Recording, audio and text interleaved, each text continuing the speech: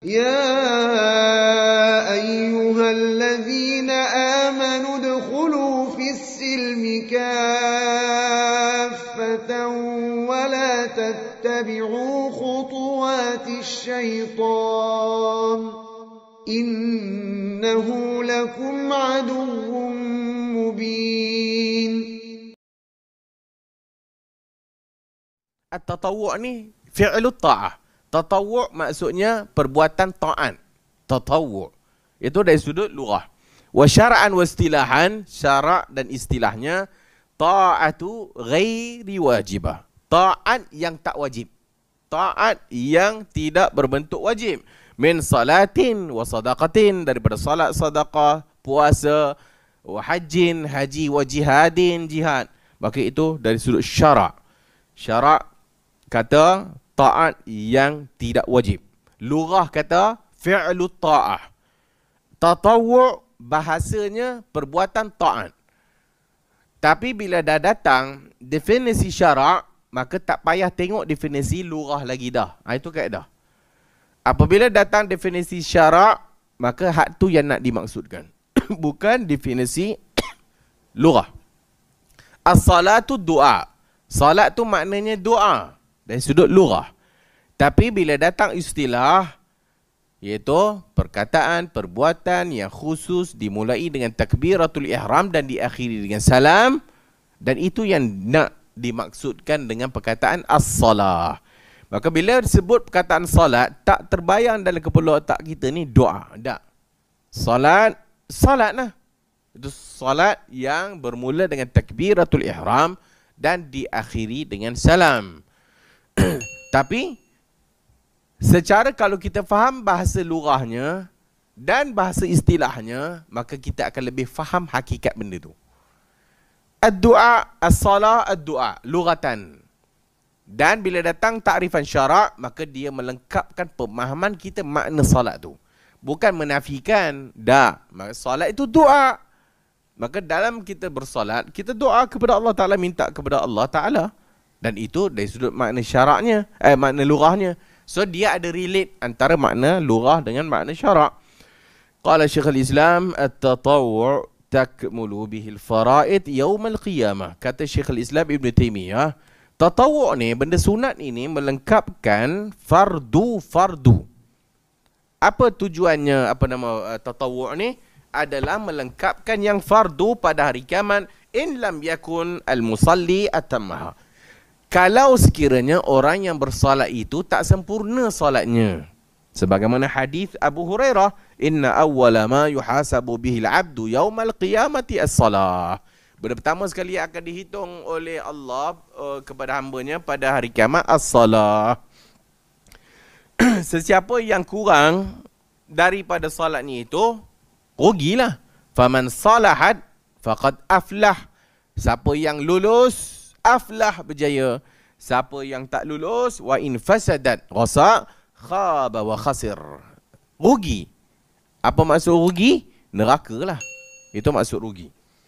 Wa in intaqasa min faridatihi. Kalau kurang pula daripada fardunya itu, Allah dengan rahmat dan kasih sayangnya, Allah kata, unzuru halli abdi, tengok kepada hamba-Ku ini, ada tak dia daripada tatawwu'. Min tatawwu'in yukmal bihi, yang akan disempurnakan yang fardu tadi tu. Man taqasa minal faridah summa yakunu sa'ir amali ala zalika. Berikutnya dah lulus, barulah berikutnya amalan-amalan yang lainnya. Zakat, jadi sunatnya sedekah dan sebagainya. Haji sekali seumur hidup, wajib. Yang berikutnya tidak wajib. Jihad, ada time sunat, ada time fardu. So, ini yang dipanggil tatawwu'. Salatut tatawwu' kena banyak. Kenapa banyak tadi? Nak menampung hak yang wajib. Allah Ta'ala, kalau kita tengok, man adali waliyan faqad azantuhu bil harb. Hadis 40, hadis ke-38 tu. Man adali waliyan faqad azantuhu bil harb. Siapa yang memerangi wali aku, akan ku i'lan perang dengan dia. Siapa dia wali Allah? Iaitu orang yang mendekatkan diri kepada Allah Ta'ala dengan fardu. dan mendekatkan diri, dan senantiasalah hamba-Ku ini, wa mazala, senantiasalah hamba-Ku ini yataqarrabu ilayya bin nawafil, mendekatkan diri kepadaku dengan amalan-amalan sunat, hatta uhibbahu, sampai aku mencintainya. Fa in ahbabtuhu, dan kalau aku dah mencintainya, maka penlihatannya aku bersama dengannya, pendengar aku bersama dengannya, dia tangan yang digunakannya aku bersama dengannya, kaki yang dia melangkah dengan aku bersama dengannya, dia mohon kepadaku akan ku berikan, dia mohon lindung akan ku lindungi. Itu wali Allah. Apa dia wali Allah? Wali Allah yang buat amalan fardu dan memperbanyakkan amalan sunat. Itulah dia wali Allah. Al-Quran kata orang yang bertakwa. Maka orang yang dikatakan wali ini yang bertakwa. Tapi kalau tak takwa, percaya zodiak, wali kah? Ni tak wali. Ni kuali. Hak tu tak wali. Wali yang takwa. Apa maksud takwa? Yang mendekatkan diri kepada Allah Ta'ala dengan cara yang Nabi ajar. Tapi kalau akidah pun tak selesai, nak bincang bab solat, tak payahlah. Nak bincang bab puasa, lagilah jauh. So keluarlah petua-petua macam ni. Petua burung melatuk, petua makan jantung meletup dapat sekian dan sekian. Petua, macam-macam petua lah. Bacalah tajuk muluk tu. Orang lama-lama beli tajuk muluk. Tajuk muluk kitab Jawi tu. Repek-repek dalam tu. So, sebahagian tajuk muluk ni, sebahagian tu yang dibawa oleh mamat-mamat yang seumpama ni lah. Bukan datang dengan dalil, bukan datang ayat Quran, bukan datang daripada Nabi, bukan datang daripada para sahabat. Maka hak ni yang menyebabkan dia tak boleh nak jadi wali Allah lah. So nak jadi wali Allah, semua orang berkesempatan dan mampu untuk menjadi wali Allah, iaitu memelihara yang fardu dan memperbanyakkan amalan sunat, sehingga Allah kata apa? Hatta uhibbahu, sehingga aku mencintainya. Dan apabila kita dicintai oleh Allah Ta'ala, itu yang dinamakan wali tu. Kita minta mustajab, minta lindung, Allah lindung. Minta something, Allah bagi. Mata yang diguna dengannya, Allah Ta'ala tolong pelihara. Telinga dia, Allah Ta'ala tolong pelihara. Dan semualah kehidupannya itu Allah Ta'ala pelihara dia. Maka itu yang dinamakan wali Allah. Tapi macam mana nak dapat benda tu? Iaitu fardu dan amalan nawafil. Amalan nawafil ni, ada yang tak tahu-tahu, ada yang masih tak tahu lagi apa benda nawafil? Sunat. Ada tak orang dalam muka bumi ni yang tak tahu lagi apa dia amalan sunat? Semua orang kalau kata solat, dia tahu ada solat sunat. Dia tahu ada puasa sunat. Dia tahu boleh sedekah, hak yang tak wajib tu sunat. Dia tahu lagi amalan-amalan sunat yang lainnya. Tak ada siapa pun yang tersembunyi padanya amalan nawafil. Kenapa? Kerana Nabi telah memberitahunya. Nabi dah bagi tahu dah mana ada amalan yang Nabi tak bagi tahu malaikat kepada Abu Bakar saja. Tak ada. Tak ada suatu amalan yang hanya Umar saja tahu. Tak ada. Tak mungkin. Dan tak ada suatu benda yang hanya Nabi bagi tahu ini khas untuk dia saja. Aku jangan bagi tahu orang lain ya. Aku mesti, kau ni besok puasa 2 kali. Jangan bagi tahu Abu Bakar ya. Tak ada. Sebab kalau benda tu berlaku, maka Nabi telah khianat. Tapi dia belajar sifat 20, sifat wajib bagi Nabi, sifat harus bagi Nabi. Apa sifat wajib bagi Nabi? Tabligh menyampaikan amanah, kena amanah. Tidak khianat. Allah kata, Muhammad, kalau kau tak menyampaikan, fama ballaghta risalatak.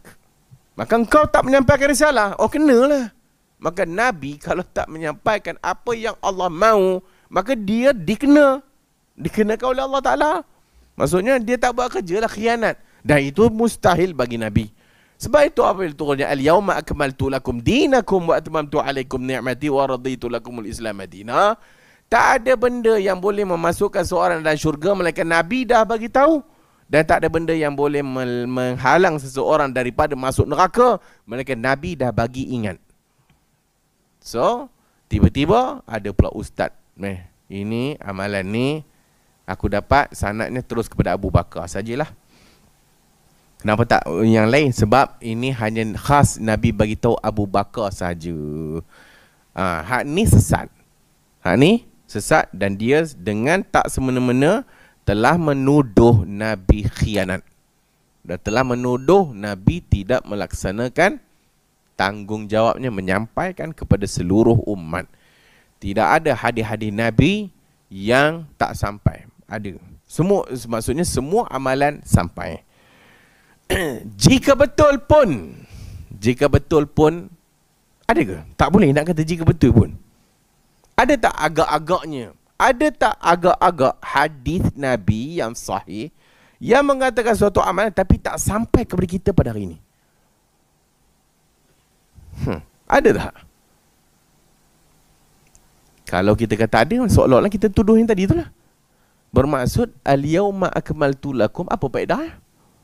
Apa faedah al-yauma akmaltu lakum dinakum wa atmamtu alaikum ni'mati? Mudah-mudahan Allah Ta'ala mengampunkan dosa kita. Kita akan sambung babu salatit tatawwu' pada kuliah yang next.